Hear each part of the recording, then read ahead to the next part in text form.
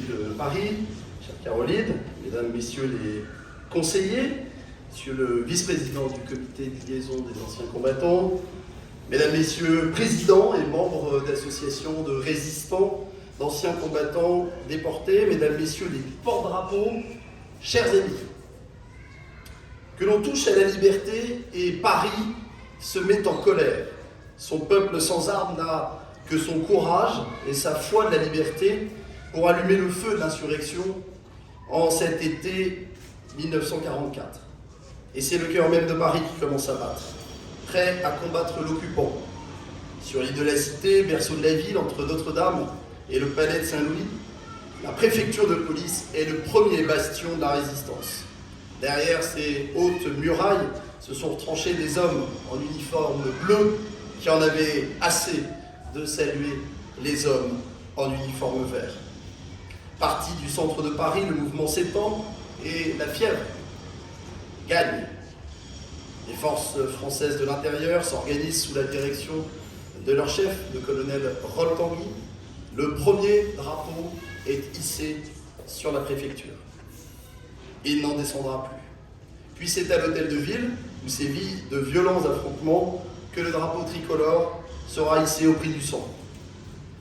La vague de liberté emporte alors tout sur son passage. Dans tous les arrondissements, la vraie France reprend sa place.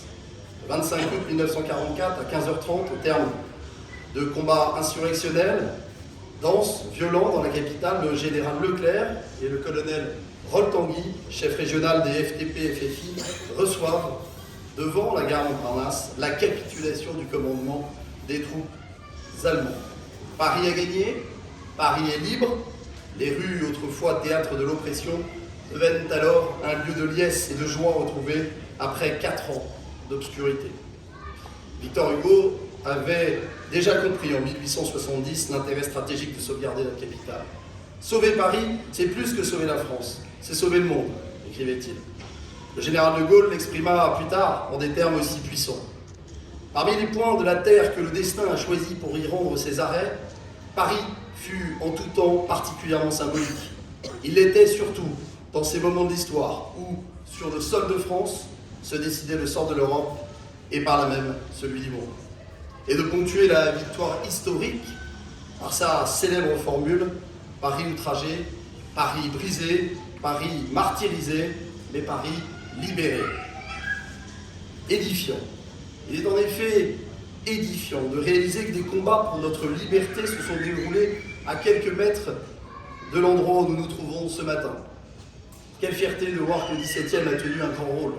78 ans ont passé, mais le souvenir de ces instants extraordinaires nous rappelle l'exigence et le prix de la justice et de la liberté. Notre responsabilité est de perpétuer cet héritage en portant les valeurs fortes de la résistance, de la démocratie, de la paix, pour toutes les générations, actuelles et futures. Elle nécessite, chers amis, d'être toujours plus défendues, ces valeurs, au moment même où le peuple ukrainien se bat lui aussi pour sa liberté. Aujourd'hui, nous rendons hommage à ce Paris qui ne se soumet pas. Nous rendons hommage à celles et ceux qui ont résisté, qui se sont engagés pour l'honneur de Paris et celui de la France. Certains étaient militaires, mais beaucoup de simples civils.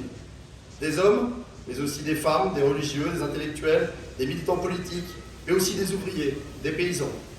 Chacun a fait le choix de s'engager, de mettre sa vie en danger, celle de ses proches, pour défendre la nation. Inspirons-nous ce matin de ces héros, admirables de courage et si souvent anonymes. Jean-Claude Touche fut l'un d'eux.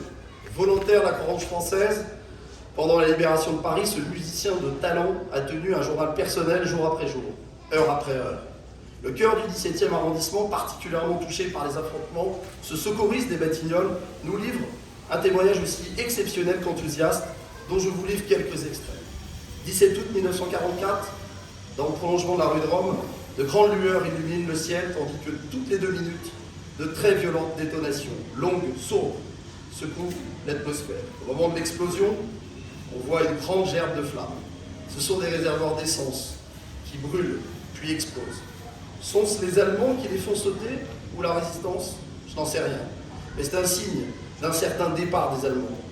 Je ne me coucherai pas sur cette nuit pour entendre et voir. 19 août, les forces françaises de l'intérieur se battent contre les Allemands au Batignolles.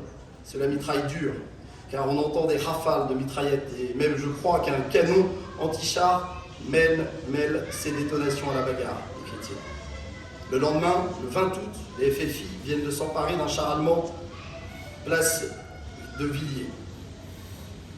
Je cite, « Arrivé tout près de la mairie du 17e, une foule énorme, hurle de joie, des drapeaux français, anglais, des FFI font le service d'ordre. Nous retrouvons Jacques Robert, des forces françaises combattantes, qui entre dans la mairie et en ressort quelques instants après, 2 grenades passées au ceinturon. Il nous crie d'aller en chercher. Nous entrons. J'étais un peu excité. Pour peu, s'il y en avait eu, j'en aurais pris. Quelle rumeur, quel va-et-vient, quels hurlements, quelles exclamations. Le journal de Jean-Claude Touche s'arrêtera brutalement le 21 août. Mortellement blessé, alors qu'il relevait des blessés, il décédera le 29 août dans un hôpital parisien. À tous ces héros de la résistance et de la liberté, qu'ils reçoivent notre gratitude et notre plus profond respect. Nul ne tombe inutile en servant la patrie. Ce sont nos morts qui font son immortalité. Vive la République, vive la France et vive Paris. Je vous remercie.